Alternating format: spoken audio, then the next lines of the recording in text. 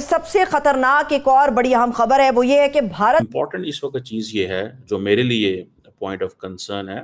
India Germany जो है उनकी जो डिफेंस पार्टनरशिप है वो बहुत तेज़ी से बढ़ रही है और जर्मनी ने इंडिया को स्पेशल स्टेटस दे दिया मिलिट्री परचेज के लिए। अब अलाल साहब पाकिस्तान को क्या करना चाहिए? अब दफ्तर खारजा का एक बयान तो मेरे सामने है।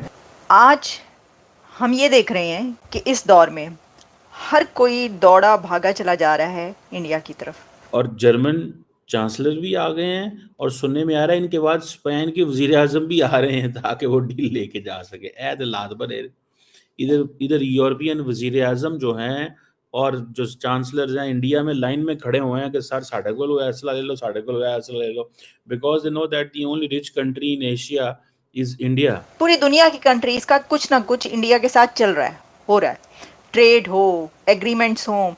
मैं मुख्तसरन पढ़ दूं, आपको भी मालूम हो कि पाकिस्तान एक खुद मुख्तार रियासत है। जर्मन्स के मुंह में पानी आता है जब वो देखते हैं कि इंडियन प्राइम मिनिस्टर जाता है जाके फ्रांस से चीजें खरीद लेता है। पूरी मुस्लिम वर्ल्ड कसमें खाती थी कि टर्की से पीसफुल कोई मुस्लिम कंट्री नहीं, उस पर हमला हुआ। जर्मनी की एक कंपनी है TKMS, वो एक स्पेनिश फर्म है नवांतिया, उनके साथ compete कर रही है बिकॉज इंडिया को 6 सबमरीन चाहिए। आम दोस्तों जर्मनी के चांसलर ओलफ शोल्ज जो है वो दिल्ली में है और बड़ा टाइट शेड्यूल है जी इंडियन लीडरशिप का। अभी मैं डॉक्टर जयशंकर भी कुछ घंटे पहले ही इंडिया पहुंचे हैं, वो ब्रिक्स प्लस समिट में थे। उससे पहले खैर मोदी साहब एक दिन पहले पहुंच गए थे और अब एक इम्पॉर्टेंट डेवलपमेंट जो आई है कि जर्मन जो बिजनेसमैन है वो बड़ी तादाद में इंडिया में है। जो इंडिया जर्मनी के जो स्ट्रेटेजिक मामलात हैं ये दोनों ममालिक किस डायरेक्शन में जा रहे हैं उस पर बाद में बात करेंगे। लेकिन इम्पॉर्टेंट इस वक्त चीज़ ये है जो मेरे लिए पॉइंट ऑफ कंसर्न है as a student of strategic studies कि इंडिया जर्मनी जो है उनकी जो डिफेंस पार्टनरशिप है वो बहुत तेज़ी से बढ़ रही है और जर्मनी ने इंडिया को स्पेशल स्टेटस दे दिया मिलिट्री परचेज के लिए। अच्छा अब सिचुएशन क्या है, जर्मन्स के मुंह में पानी आता है जब वो देखते हैं कि इंडियन प्राइम मिनिस्टर जाता है जाके फ्रांस से चीज़ें खरीद लेता है। ठीक है जी।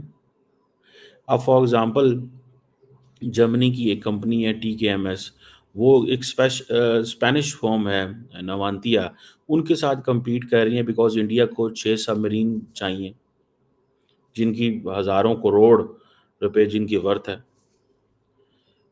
और जर्मन चांसलर भी आ गए हैं और सुनने में आ रहा है इनके बाद स्पेन के वजीर आजम भी आ रहे हैं ताकि वो डील लेके जा सके। ऐद लात बने इधर इधर यूरोपियन वजीर आजम जो हैं और जो चांसलर हैं इंडिया में लाइन में खड़े हुए हैं कि सर साढ़े को फैसला ले लो, साढ़े को फैसला ले लो, because they know that the only rich country in Asia is India which has resources at the moment, मतलब not if those resources are judicially distributed among all the among the country, तो obviously वो resources इतने नहीं है क्योंकि अभी per capita income अभी $2,2500 है।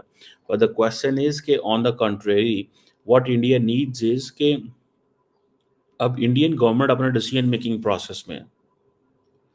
एक चीज़ आपने नोट की है, अगर नहीं नोट की तो मैं आपको बता देता हूँ। आज जब ओलफ शोल्ज मिलने आए हैं प्राइम मिनिस्टर को उनसे, तो मोदी साहब ने उनको जफ़ी नहीं डाली। ये मोदी साहब का क्राइटेरिया है, आपको पता है ना इन चीज़ों का कि ये मोदी साहब का क्राइटेरिया है। मोदी साहब ने जब किसी को बहुत ज़्यादा लाड़ियाँ करनी हो, उसके साथ ज़्यादा करीब रहना हो, उसको जफ़ी-चुफ़ी डाल देते होते हैं, वो इतना को वो कर देते होते हैं।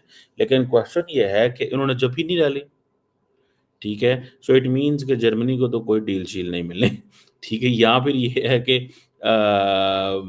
The only time will tell deal मिलनी है या नहीं मिलनी, बट फॉर अ मोमेंट कि जर्मन जो है, अच्छा जर्मन बिजनेसमैन भी सारे बैठे हुए हैं, लेकिन जर्मनी का जो मेजर फोकस है वो इंडिया की फौज, नेवी और एयर फोर्स है। और ये जो टाइज हैं ये इतनी को मजबूत नहीं रही माजी में, बड़े छोटे लेवल पे पार्टनरशिप रही है, ठीक है जी। अब प्रॉब्लम क्या है? प्रॉब्लम ये है कि जर्मनी वो मुल्क है यूरोप के अंदर जो यूक्रेन की जो वॉर हो और चाइना की जो असर्टिवनेस है उसके ऊपर बात करता है इंडिया के साथ। सो जर्मनी जो है वो पॉलिटिकली यूरोप में अमेरिका बनना चाहता है। ठीक है। और इन अमेरिका को जर्मनी से वो प्रॉब्लम्स नहीं है जो अमेरिका को फ्रांस से मसले हैं, ठीक है जी। अब इंडिया के साथ जो मिलिट्री इंटरेस्ट बढ़ा रहे हैं, ठीक है जी,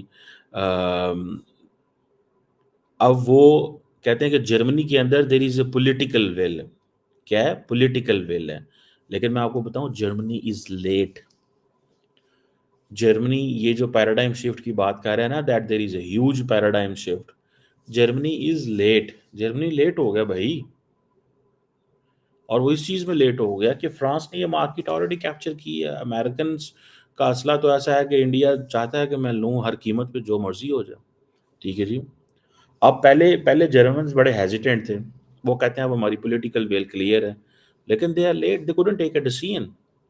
जर्मन जो है जो हुकूमत है, उनको they should have taken a decision earlier.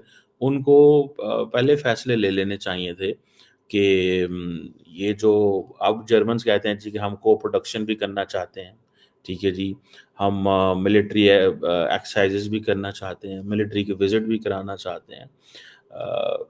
तो ये एक आसान चीज़ नहीं है। जर्मन एयरफोर्स जो है वो बहुत सारी इंडिया के साथ ड्रिल्स में हिस्सा ले रही है, लेकिन at the end of the day याद रखिएगा कि जर्मन एयरफोर्स जो है वो जो भी करे, इंडियंस अब जब राफेल ले बैठे हैं, ठीक है जी, अब जर्मनी को ख्याल आया, अब जर्मन चांसलर आ जाएंगे, वो यही कहेंगे कि हमसे जो है वो सबमरीन्स लो।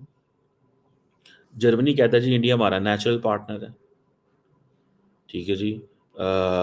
और लेकिन एक तरफ जर्मनी नेचुरल पार्टनर है, दूसरी तरफ अगर जर्मनी ये करे कि बार बार इंडिया को पिंच करे कि तुम यूक्रेन के वाले से ऐसे करो, रशिया के वाले से ऐसे करो, तो वो इंडियंस तो नहीं मानेंगे, वो तो अमेरिकन की नहीं मानते, तो जर्मनी की कहाँ से मानेंगे? ठीक है ना सर। तो ये कोई आसान काम नहीं है।